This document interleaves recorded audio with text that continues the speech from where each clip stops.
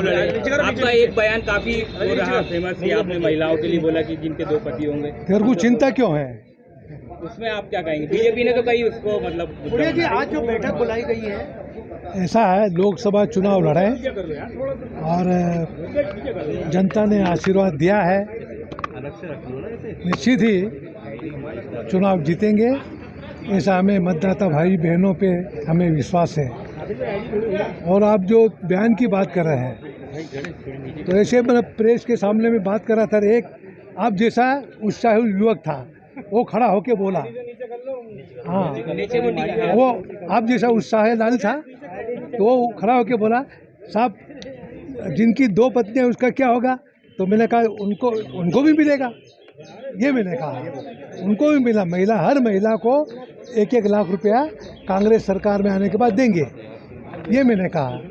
सिंह साहब आ रहे हैं और वो सभी लोकसभा के उम्मीदवारों को आज यहाँ बुलाया है और 1 to 1 करेंगे, बात करेंगे और किस तरह से कुछ न कुछ AICC की तरफ से निर्देश मिलेंगे, उसके अनुसार हम लोग आगे बढ़ेंगे। क्योंकि भारतीय जनता पार्टी बेईमानी करके चुनाव जीतना चाहती है। उन्होंने EVM में भी बहुत भारी गड़बड़ी की, उसके बाद भी कांग्रेस जीतेगी। और आज सभी उम्मीदवार आ रहे हैं, उनसे बात करेंगे, एक दूसरे से मिलेंगे और क्या क्या कठिनाई आई थी, किस तरह से व्यवस्था थी सरकार की, चुनाव आयोग की, ये सब इसके ऊपर चर्चा करेंगे। EVM में वोटिंग से संतुष्टि है? EVM वोटिंग से संतुष्टि है? EVM में तो हमारे मतदाता ही भाई कहते हैं कि साहब हमने वोट दिया कांग्रेस में, कैसे बीजेपी में आ गया? तो वो मतदाता ही शंका कर रहे हैं कि कांग्रेस में बटन दबाने के बाद बीजेपी का फूल क्यों निकलता। तो ये सारी चीज़ें हर बात शंका थी, इसलिए ऊपर भी शिकायत की गई है, सुप्रीम कोर्ट तक गए हैं, पर उसके ऊपर विचार हो रहा है।